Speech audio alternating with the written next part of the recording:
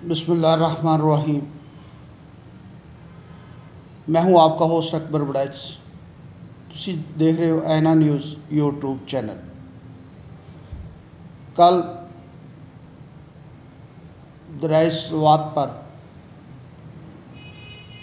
बड़ा ही अजीब और गरीब दिल खराश वाक़या पेश आया। सियालकोट के इलाके डस्का के रहने वाले एक ही खानदान के तकरीबन 15 तो 18 अफराद जिहड़े टूर ते गए सी, सैर करन गए सी, तफरी करन गए सी, लेकिन उन्होंने ये नहीं सी पता कि अज असी घरों जा रहे हैं, दोबारा असी जिंदा वापस नहीं आवांगे।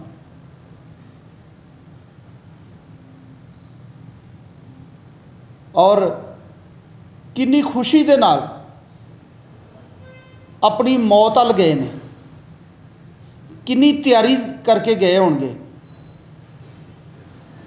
और किन्ने दिनों तो ये गल हो रही होएगी कि यार असी स्वात जाना है दरिया ते, ठीक है, उत्थे असी सैल्फियां बनावांगे, उत्थे असी टूर मनावांगे, उत्थे असी कुछ दिन गुजारांगे।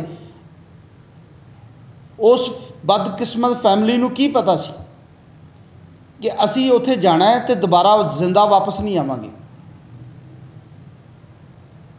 हुण वाकया किस तरह पेश है को दरिया पहले खुश्क सी, क्योंकि हुण बारिशां दा मौसम है।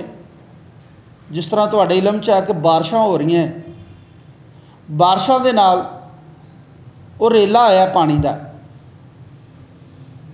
इन्हां ने की कीता फैमिली ने कि ये पानी नूं देख के ते उन्हां अल भज पे। इन्हां नूं की पता सी ये पानी साडी मौत का सबब बनेगा। जिहड़ा पानी आ रहा है ये सानूं नाल ही बहा के लै जाएगा।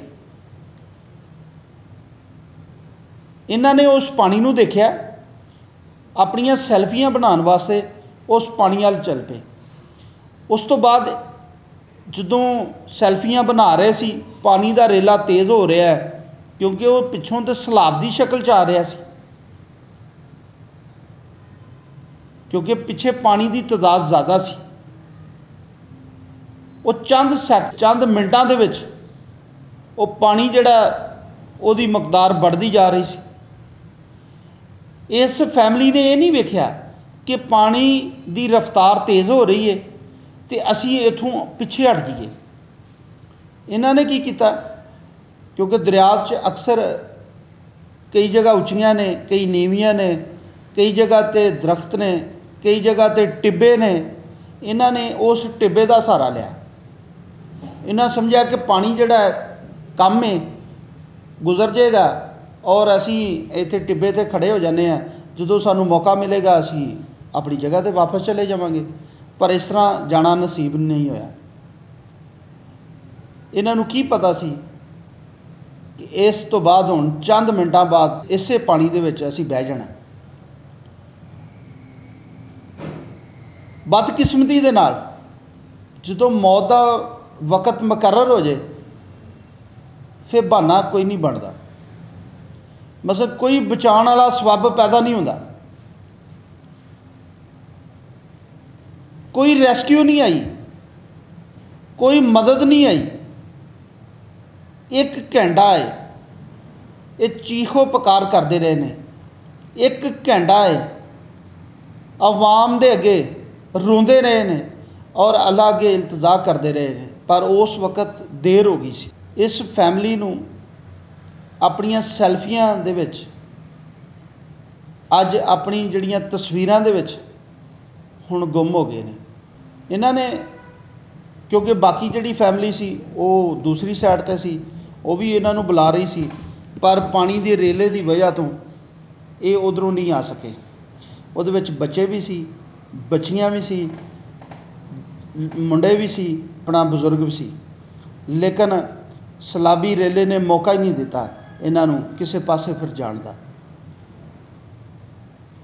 खुदा दा वास्ता है टूर ते जाओ, ਇੰਜੋਏ ਕਰੋ। पर किहड़ी एडी सैल्फी आ जिहड़ी दरिया दे विच बह के लैनी है? किहड़ी एडी सैल्फी आ जिहड़े दरिया दे उत्ते जिहड़ा कोई टिब्बा बनिया है, दरिया दे उत्ते जे कोई शै कोई चीज़ ऐसी नाजुक जगह ते बनी है, तुसीं उत्थे जाके सैल्फी बनाउणी है, उत्थे व्यू अपने ज़्यादा लैणे ने, उत्थे दसना है कि यार देख मेरी सैल्फी किड्डी प्यारी है। अज ये देख कि तुसीं घंटा पहले सैल्फियां बना रहे सी खुशी दे नाल और एडी भयानक आई है कि तुहानूं सामने नज़र आ रहा है कि हुण असीं बेबस हो गए और लिहाजा इस तो बाद हुण साडी मौत है। किड्डा इंसान उस वक्त बेबस होएगा। ये सियालकोट के रहने वाले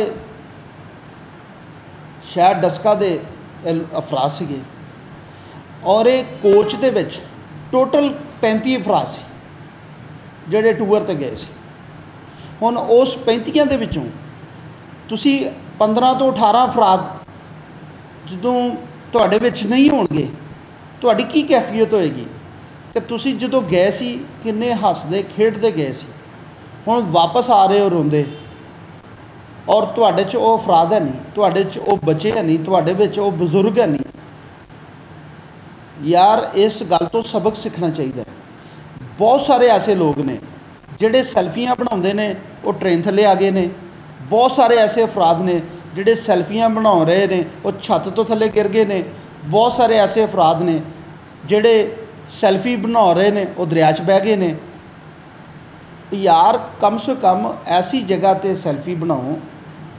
ये पैगाम मैं देना चाहना है अपने अवाम नूं और अपने नाजरीन नूं और अपने चाहण वालियां नूं कि तुसी अगर सैल्फी तो मजबूर हो तो यार कम से कम सैल्फी ये देखो कि जिस जगह ते तुसी खड़े हो क्या वो जगह मजबूत है, क्या जगह ठीक है। अगर तुसी पानी का व्यू ही लेना है तो यार तुसी 5 फुट के 10 फुट के फासले ते भी लै सकते हो। अल्लाह हाफ़िज़।